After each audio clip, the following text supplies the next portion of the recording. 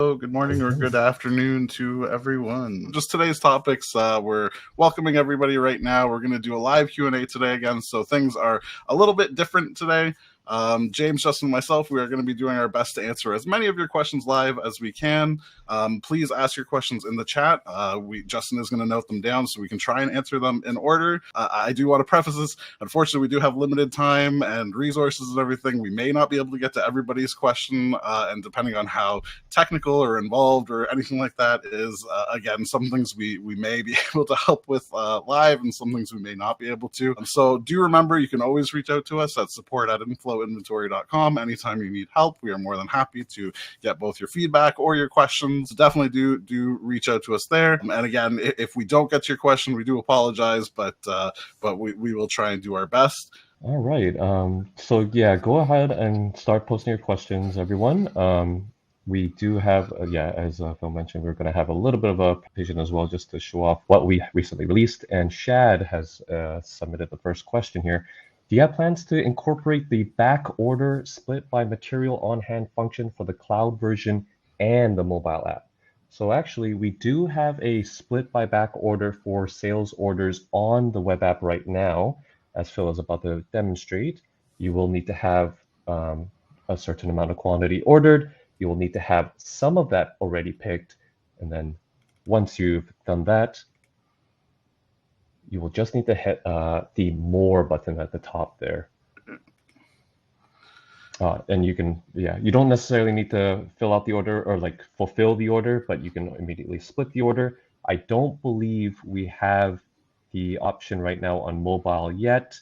No exact words or confirmation on when that will be released, but we will go ahead and submit that for you. Yeah, and one of the nice things, the way that this does it too, is it keeps the same order number, but it'll put a -1 and a -2, or however many times you split it, it'll increase that number.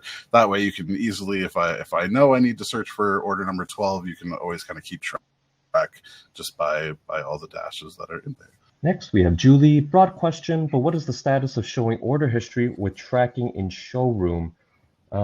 Good question. Unfortunately, don't have that details for you right now. The closest thing, no, just honestly, the order history right now would be through mainly like your product record screen or like a port. Nothing within the actual showroom settings itself. We will definitely go ahead and submit feedback for you there. Phil, if you had anything to add, but don't think there is. Yeah, no, unfortunately at this point, I don't think we have really, I guess, kind of any updates on that. It's definitely something that I know is on the radar though. So again, we appreciate people giving feedback. Leave it here, send it to us at support. And again, kind of squeaky wheel gets the oil. So more people that request something, then usually can upvote it. We also have a public roadmap. If you go to roadmap.inflowinventory.com, I'll paste that in the chat here. On here, we do have like under consideration projects and stuff like that. You can click on these different things and you can like upvote them. And so that is another way of kind of giving feedback as well and kind of letting us know what features you want. Next question by Estienne. Where do I receive the invites when I send the link to my clients for my private showroom? Kind of a weird question there. Do you mean that where does the client receive the invite? Because you would be sending the invite to your client, but exactly where Phil is showing now, that's where you would invite your client, and then your client will receive an invitation via email based on what email you have entered there. Please do note that there are sometimes issues where your client's email provider is not whitelisted our @inflowinventory.com domain. Please ensure that that has been done. If you believe that has been done, please just reach out to support via our support link, and someone will get into investigation for you. Yeah, and just to add on to that, so once you've sent it, so I just kind of quickly did one to myself there. You'll have this separate spot in the showroom down here where you've got any of your customers that have accepted, and then these ones waiting reply. So here you can, if you click the X, you can remove them from it. You can also resend the invite. So if they, for some reason, didn't get it or it's expired or something like that, you can click this little button here to resend it to them as well. But basically, they will get the email, and once they've accepted it, then they'll move from the waiting to reply to the customer side of things. Awesome. And I apologize in advance if I ever butcher your name. So sorry. We have the next one from Mikhail. In a sales order, when we are doing the pick, the screen is lagging when we try to scroll down. We use the web-based version. Is there a reasoning for that? Is there an update that could fix it? We use Mac and Dell computers here.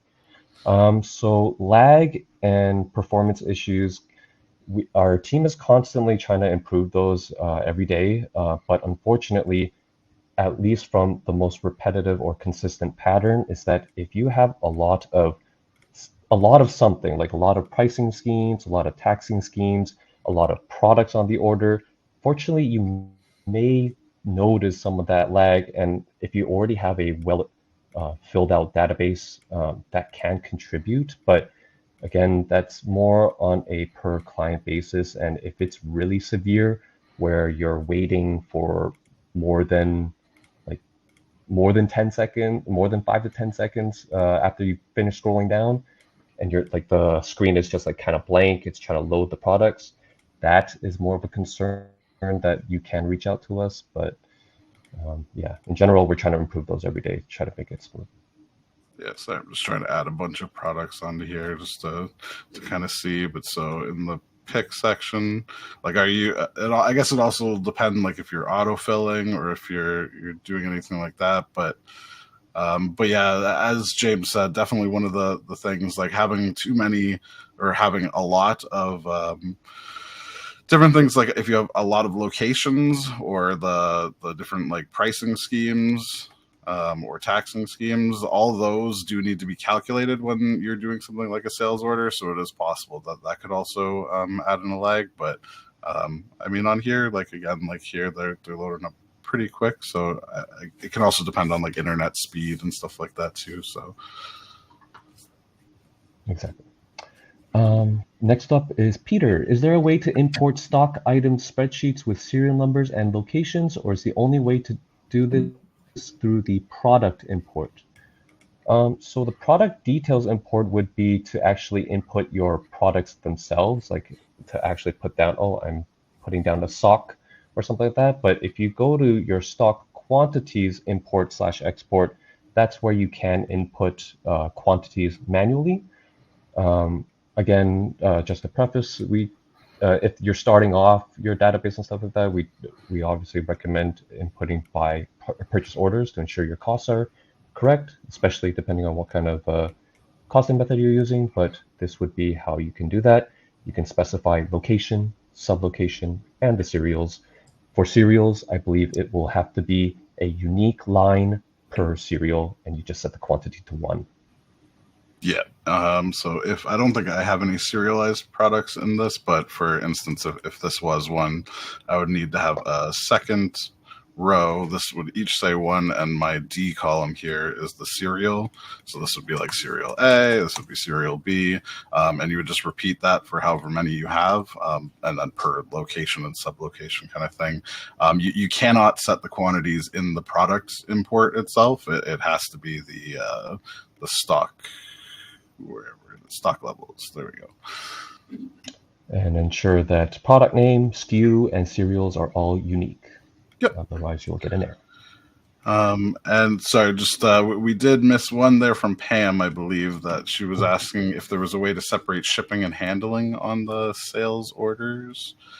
So, I mean, with that, I guess, so I'm not sure if, I guess maybe if you mean if they're like 2 separate fees for that, we do have a freight option. So as long as you've toggled on the include shipping, on your sales order itself, then you'll have this extra spot here for freight where you can put that in. So that would then give you an extra spot to add it.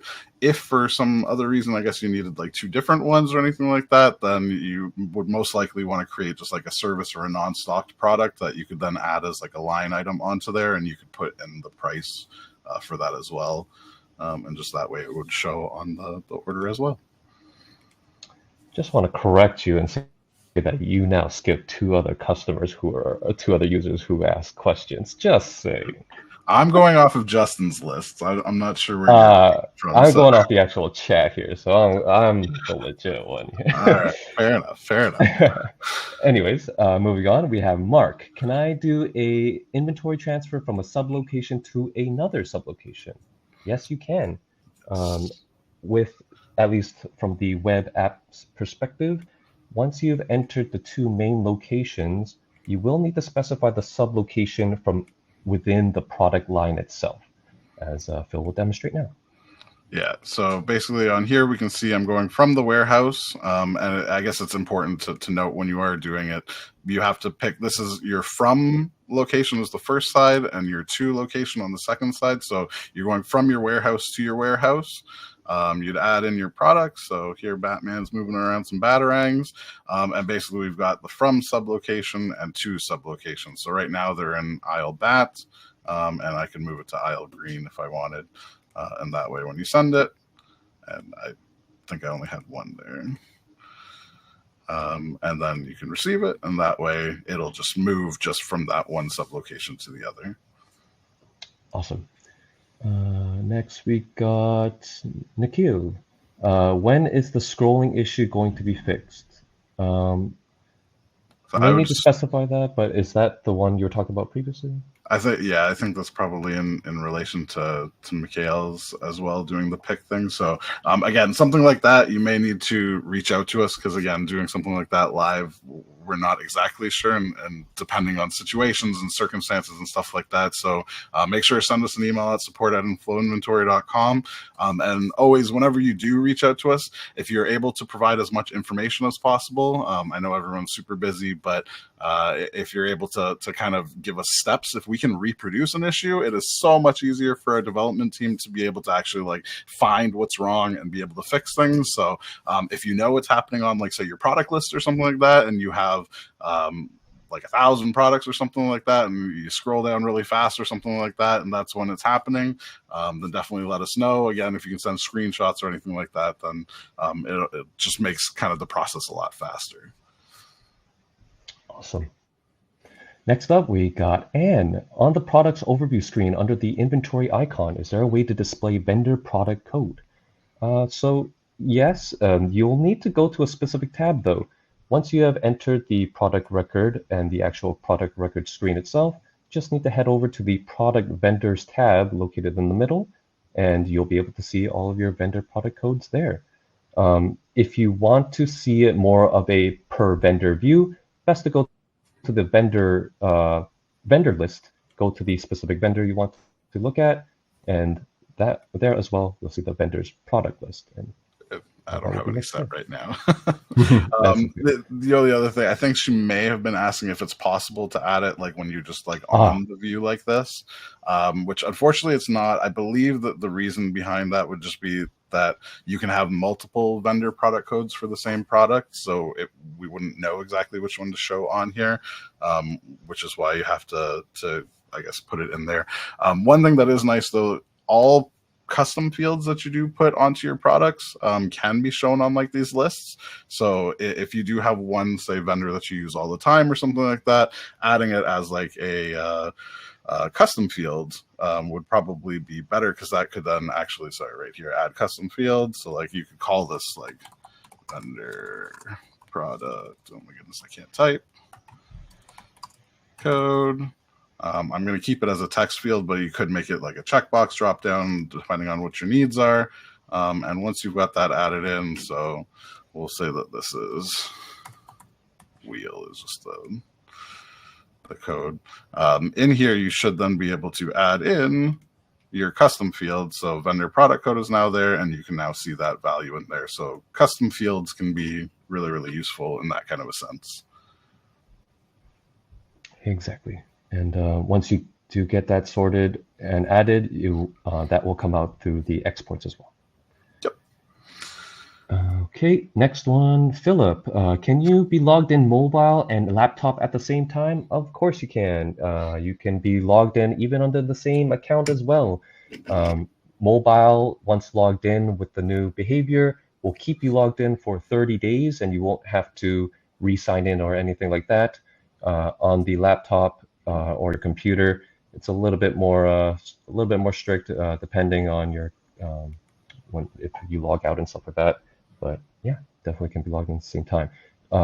Just one thing to note though, as we always warn, please note that working under the same thing, like either two different users working on the same order, or even two people using the same account doing the same thing, that can be a little bit detrimental, because if the first person presses save and the second person is still working on it, not knowing, that can ruin the second person's progress. So just be mindful of doing that. Next one, PJ. I noticed an odd discrepancy in the inFlow POs with the QBO integration. PO pushes to QBO showing in the bill section as the PO's number, not the invoice number. We pay against the invoice number, not a PO number. Is there a way to add that invoice number in the PO section? I don't believe we for sure don't push the PO number field located on our POs. You could theoretically add this to at least the remarks field of the order. Yeah, that's located there. Other than that, there's not really anything that would make sense on a vendor-specific case, because all your POs could be different.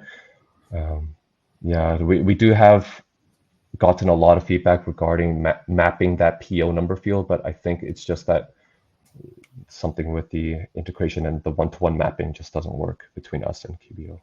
Yeah.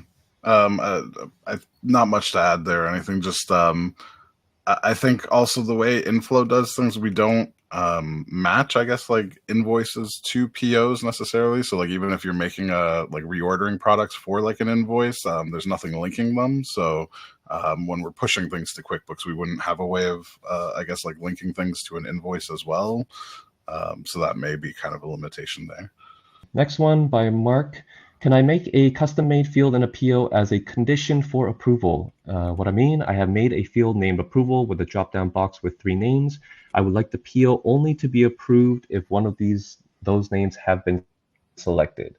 Unfortunately, we don't have any features right now to make a custom field mandatory, or have a custom field like you have to set one of this specific thing to accept to then have it approved. We only have that PO approval featured, as Phil just quickly showed there. Yeah.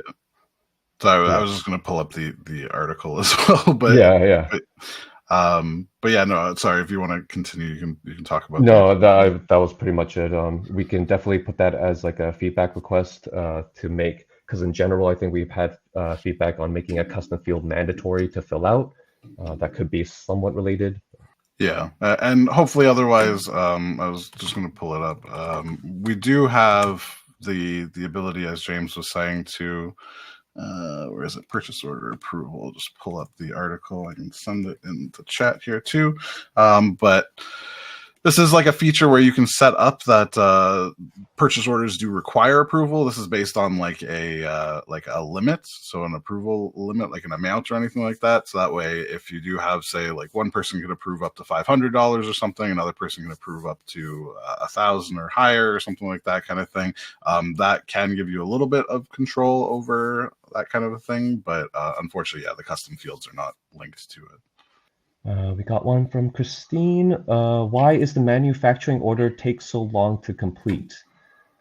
This one is another one of those unique cases that you may need to contact support on. But if you have, again, a very big list of that within that one manufacturing order, unfortunately the software does may take some time to calculate all of the necessary quantities, the costs and all that. So that can take a bit of time.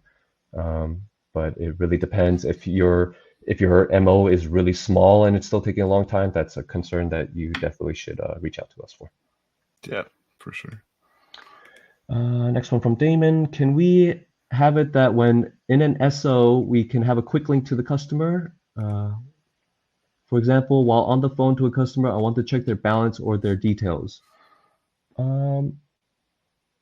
So don't want to give away too much yet, but we are reworking the design for both purchase orders and sales orders. I can verify that there is a quick link on the rework. Right now, yeah, unfortunately, it doesn't seem like we have it currently.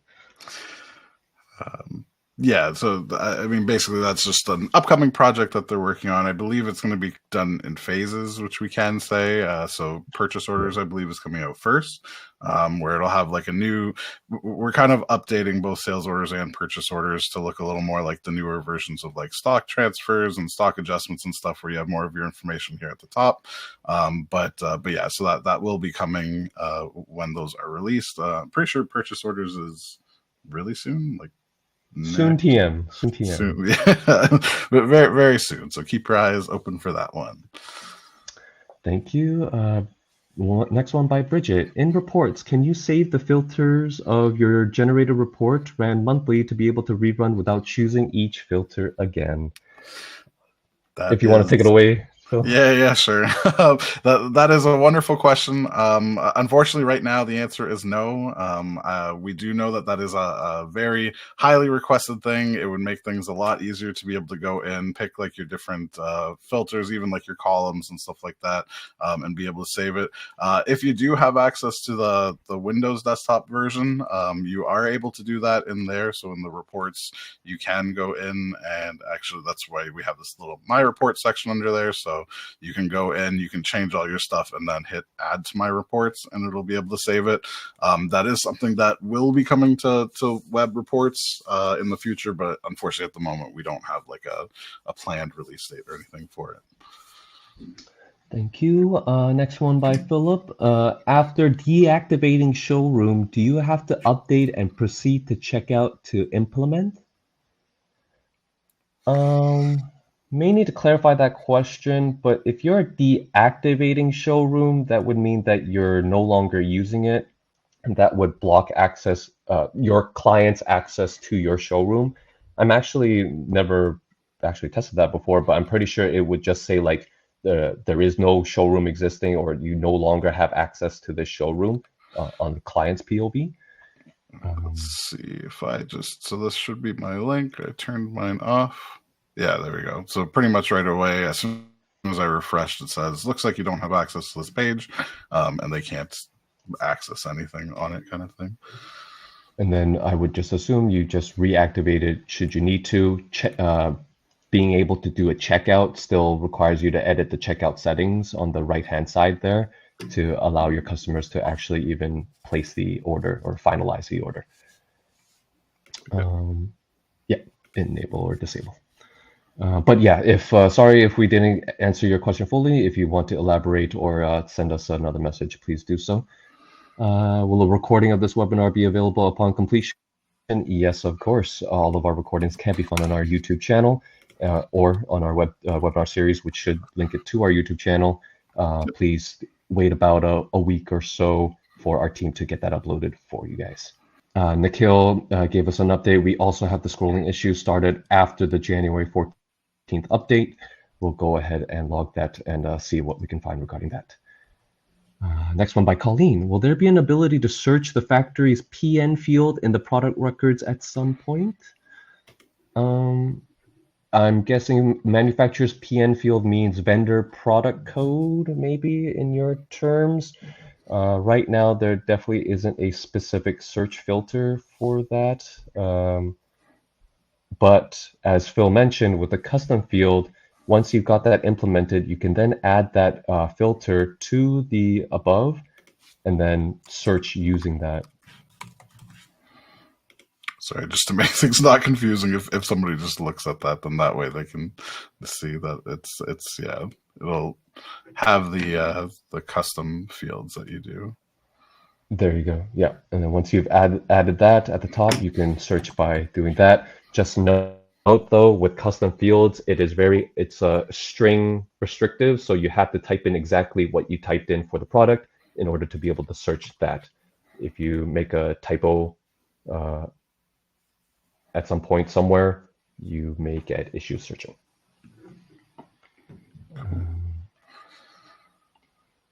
Next one by Ariel. While we are trying to push the transactions to 0 on some failed pushes, we get the following error: price list item with code, etc. already exists. Sorry, we can't really test integration specifically right now, but please feel free to email support or reach us at our support page. We can definitely look into that for you. Yeah, my initial guess, I would say, like, price list item with a code already exists. Like, it sounds like that's probably maybe like a SKU or a product name or something. And so it might be finding like a mismatch or something like that, where it's trying to duplicate something. So sometimes disconnecting and reconnecting your integration can help, because that'll kind of get it to search fresh. But for sure, reach out to us, and we'd be happy to try and help with that. Another one by Colleen. Also would like to be able to run, print, view a shortage report for a manufacturer order. Yeah, we don't have a report specific to that. We can definitely submit that as feedback. Next one, Renato.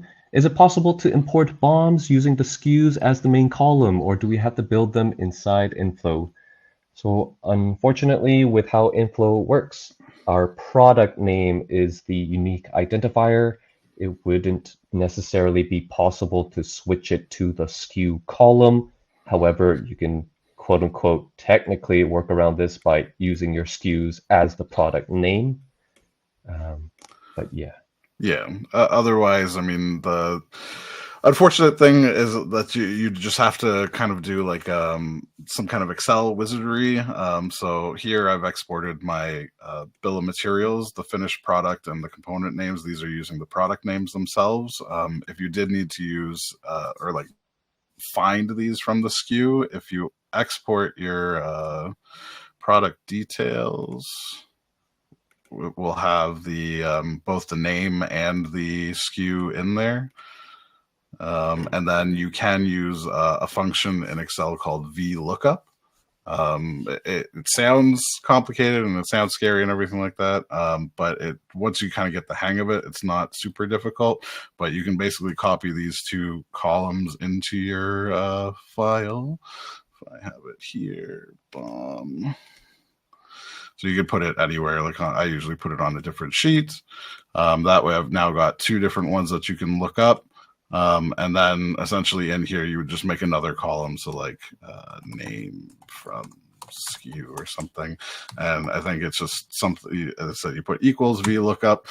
You're saying the lookup value is your finished product, or again, like your SKU or anything like that. Your table that you're pulling it from is these two columns. And then which column number you're trying to pull it out of. So on this case, we're trying to pull it out of the column 1, and then just say false, because you only want exact matches, and it'll go through and it'll actually be able to do that. Mine's just not working right now because I don't have the actual things in there. But again, if you look up like guides or anything like that for VLOOKUP in Excel, you can definitely find it that way, and it'll pull that information in, so you can do it a bit faster without having to manually match them up. Excel magic. Love it. All right, we got a question from Joni. When doing a sales order, is there a way to add a overall discount amount? Currently, I input it as a negative under the freight section. Unfortunately, we don't have a order-wide discount. It would be, as you are doing now, you can either make a negative amount somewhere. You can add a negative amount to a line item, for example. You can set a discount per line item, but unfortunately, obviously, that doesn't work for some people. You can definitely submit that as feedback. Don't really have much else to say on that. Yeah, exactly. Just like he's saying. So you can use it as like the minus and the freight, or again, most people will create like a service or a non-stock product that you could then put like a negative amount or whatever on there. And that would, again, give you something. It'll also show on the receipt in most cases too, which you might want as well too. So that's just kind of your other way of working around it. You may need to enable taxes on products maybe set differently, just so that you can make the discount line non-taxable in case you need taxes on your order, for example. Good point. Very good thought. Okay, next one we got Damon. When reordering from a particular supplier, how can I get details of the amount each item we have sold and how many currently in stock? If you're specifically on the reorder screen, like, well, I think if he's trying to find how many they've sold and how many are currently in stock, I think one of the reports would do that. So like the aging might actually be one of the good ones, although that'll just show. Does it show how many you have sold? No. Quantity, current, reorder points. I'm just trying to see if there is a report that might actually show how many they've sold in the recent. We got reserved quantities. This is probably, I think the best would be then the estimated inventory duration, because this will give you how many were used. So you can set like a start date. By default, it'll do the past 90 days. And on here, it'll then give you how many you've sold in that point. So that's the quantity used. Current anticipated quantity is like how many you've got coming from like stock transfers, purchase orders, stuff like that. And then how long you're expecting until you kind of run out. So inFlow kind of try and estimate that for you. That would at least give you kind of a breakdown of how much was used in that time.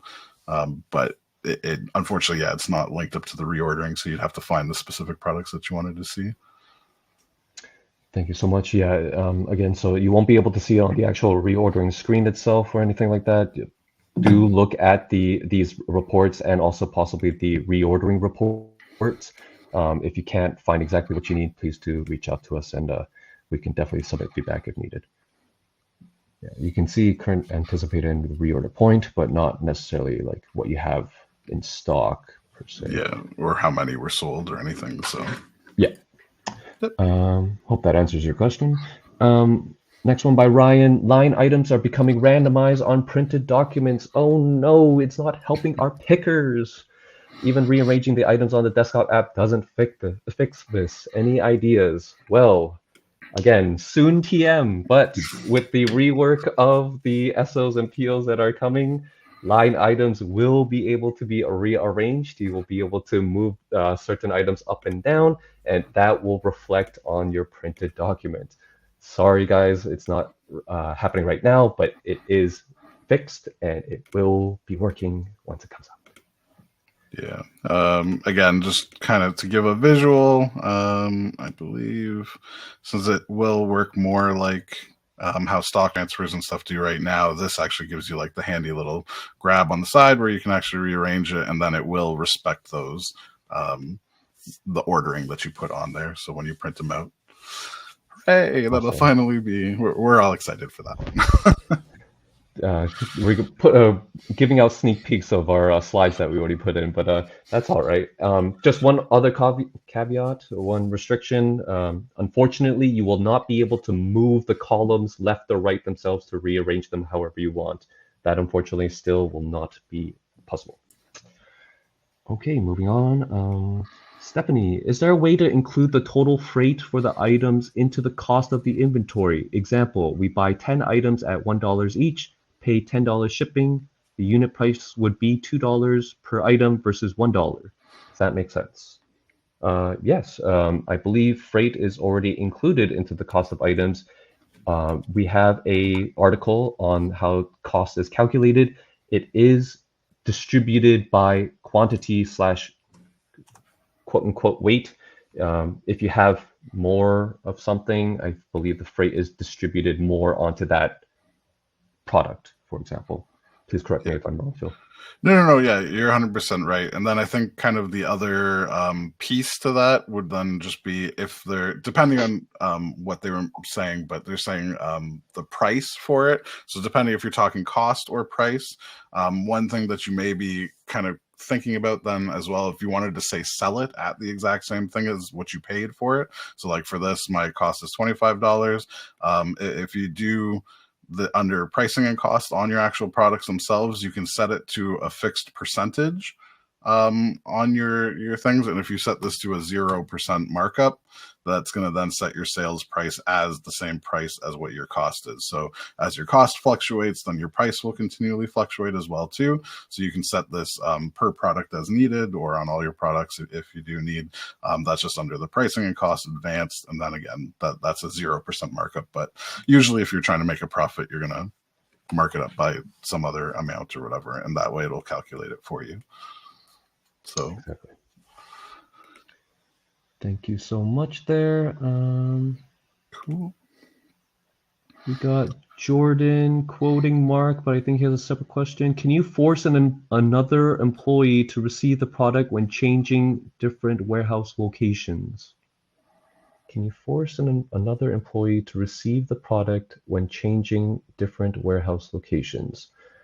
You can't necessarily force a user to receive the product, but you can like assign transfers to somebody.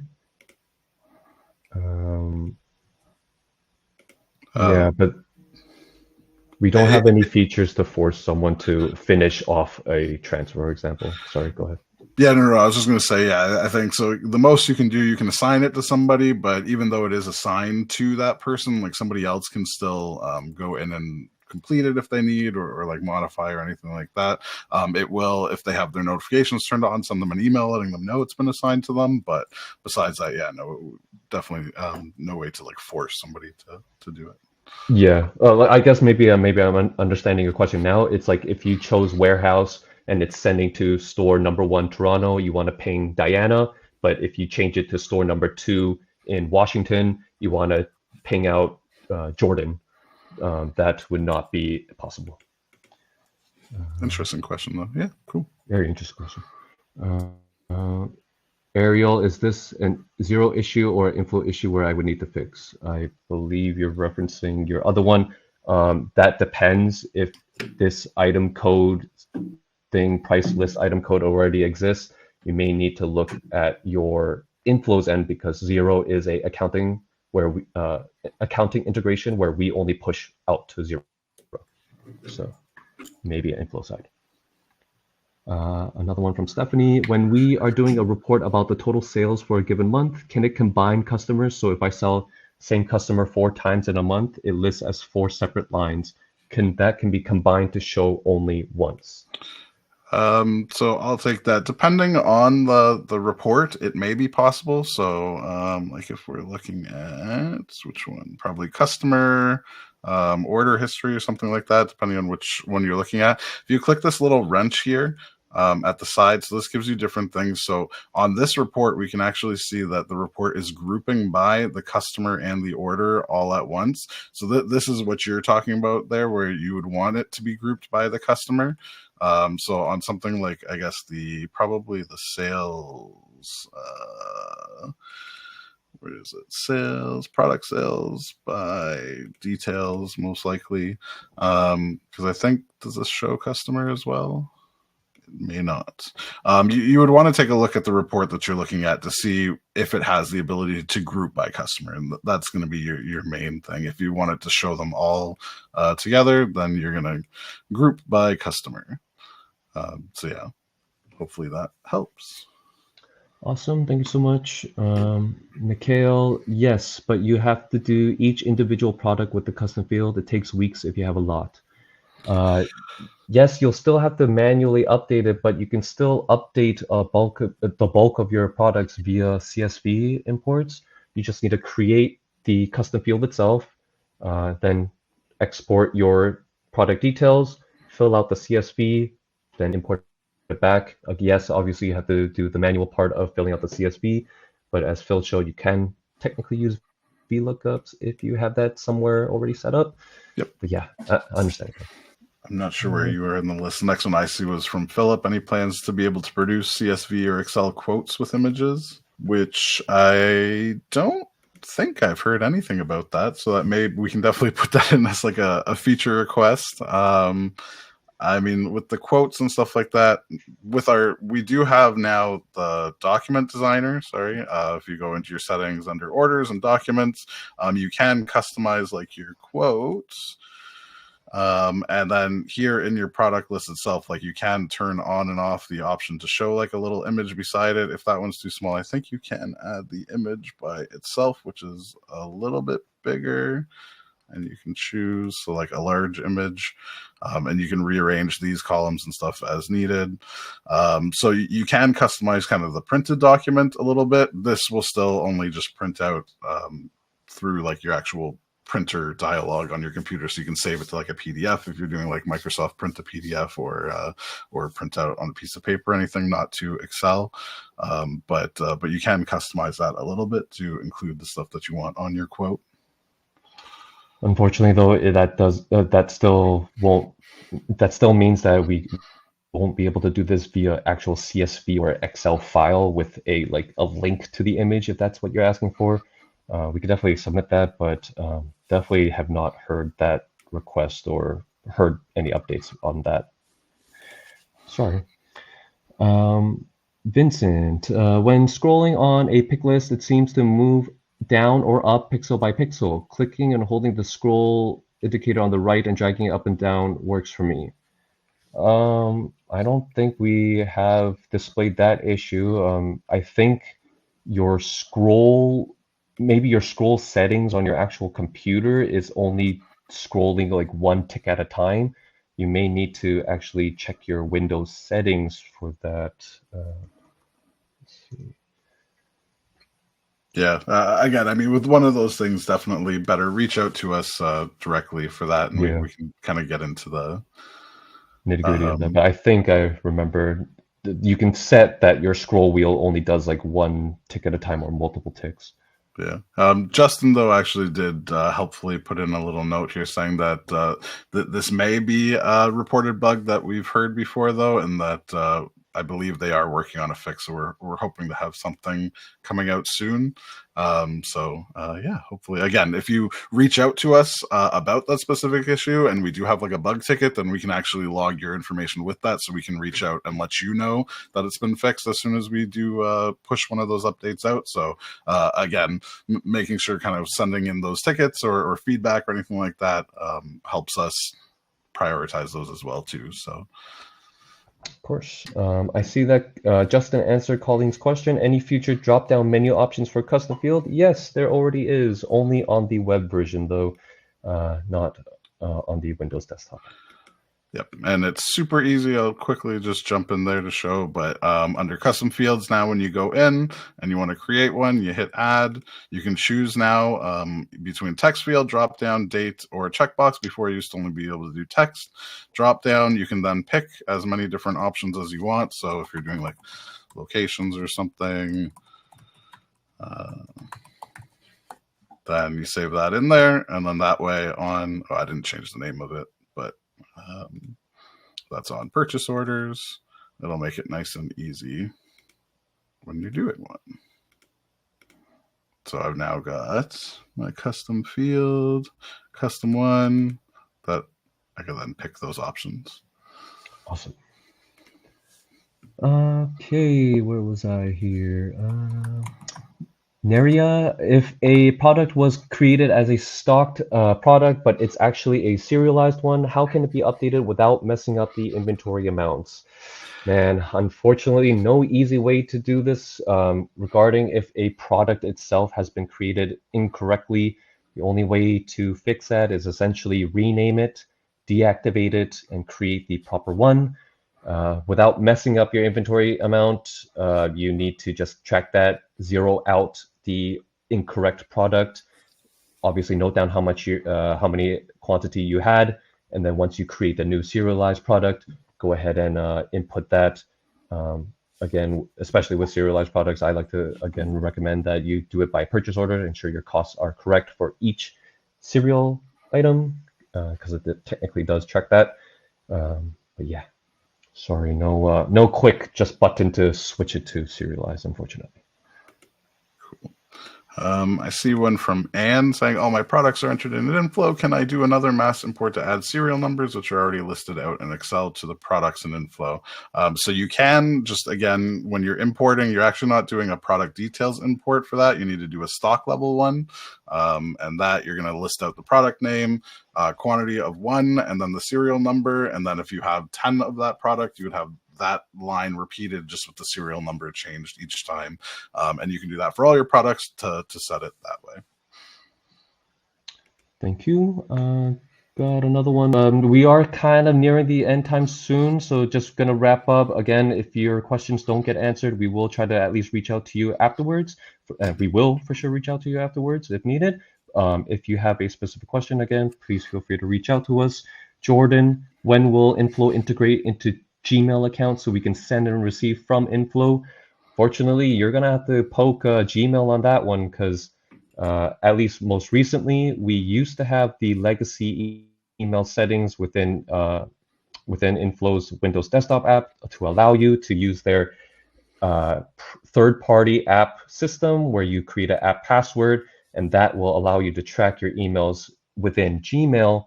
But both Google and Microsoft have now no longer support that feature, and I guess we can ask our developers if there is a possibility of integrating ourselves, but not too sure on that. Trisha, can you show how to compare inventory value in inFlow, please? Depends on what you're comparing it to, but inventory value can be found in the inventory reports. Please note that there is a inventory summary versus an inventory details report.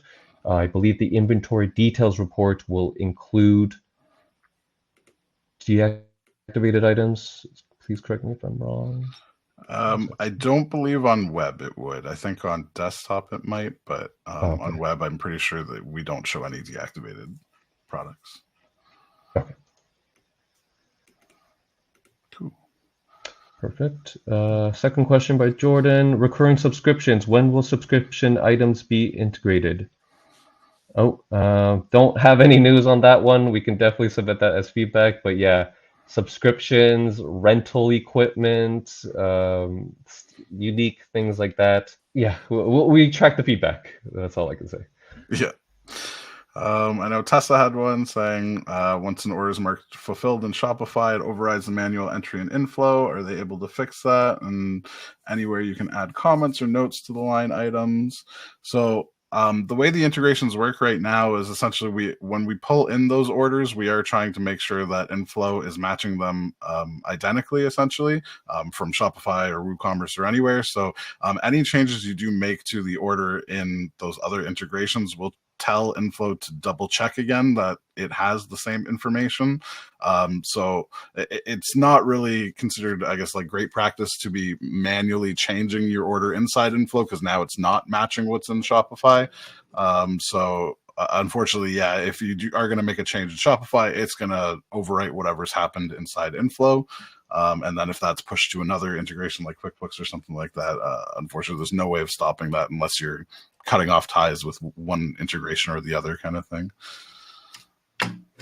Next one by Renato. Can I pick a different location from the default one without affecting all the items already imported?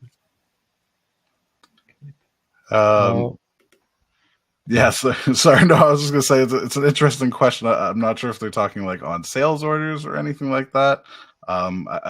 Maybe they're referring to, so on each like order itself, you have a location for the actual order, but when you pick, so like this here, if I wanted to actually take it from a different location, it will automatically default to the one that I have on here, but under the pick tab itself, I could change it to a different location. Just maybe I have stock from there, or maybe it's just coming from there easy or something like that. So you definitely can change the location. It'll just affect the quantity in that location. It's not going to affect the quantity on here, essentially. So, so definitely something you can do. just to add to that, for the location at the top of the sales order tab, that can be changed. That depends on either your default location, your personal settings, and also your actual picking options on whether or not you want to. I think there's also in the locations you can. Yeah. There you can set your default there. Sorry, could you click on picking options actually? Was there one more thing that they can change there? No, not really. Cool. Thank you. Anyway, next one by Tessa. Anyway, the order fee in Shopify can come through. I don't think we pull that. I'm not sure of a Shopify or where the order fee in Shopify would be. But I don't think it's one of the fields, I guess, that's synced over. It would send over applied discounts, the item price, but yeah, not necessarily a fee, unfortunately. Yeah, so unless it's showing up as like a line item or something like that, but yeah. There will always be that setting, if you have chosen it, that a line adjustment item will be added to ensure your order total is the same, if that's applicable, but it won't specifically say like an order fee or anything like that. Damon, sorry? I was going to say, no, Damon had a question about Xero. That one, honestly, it was probably better just to reach out to us. I'm not sure exactly. Various different things could cause a validation error like that to show up. So it would probably take more digging into to actually find exactly what it is. We are getting very close, so I think we'll take one last question, and then we're going to start setting up that quiz for you guys to give away that $100 gift card. Last one by Nikhil. What is the difference between a service and non-stock product, and why should we choose one over the other? That is more of a workflow question, really depends on your business, but in terms of a difference, service is more of, at least how I interpret it, something that you're providing that's not a tangible item. I'm applying paint to your car, I'm doing labor for your car, not necessarily a tangible item, but something I still want to charge on the order. Whereas a non-stock product is something that I potentially maybe order a lot of. I need to still order it from someone, but I don't want to necessarily track it. Things that come into mind: nuts and bolts, pencils, etc. Yeah, we on the website we say like boxes, cartons, paper, stuff like that. Again, things that you might need in the office, but again, may not necessarily always need to track the exact quantity. Exactly. Big thank you to everybody for coming in and participating. Again, a huge thank you for joining the quiz with us and asking all your wonderful questions. I do know there was a couple there at the end that we didn't get to. So again, email support@inflowinventory.com and we will try and help with all your questions. We hope you have a wonderful rest of your day and we got Valentine's Day coming up very soon and Family Day here in Canada if you're here too. So happy and yeah, take care, stay warm. Bye, Thank guys. you, everybody. See you on the next one, or see you if I'm talking to you on support. Yeah? Bye.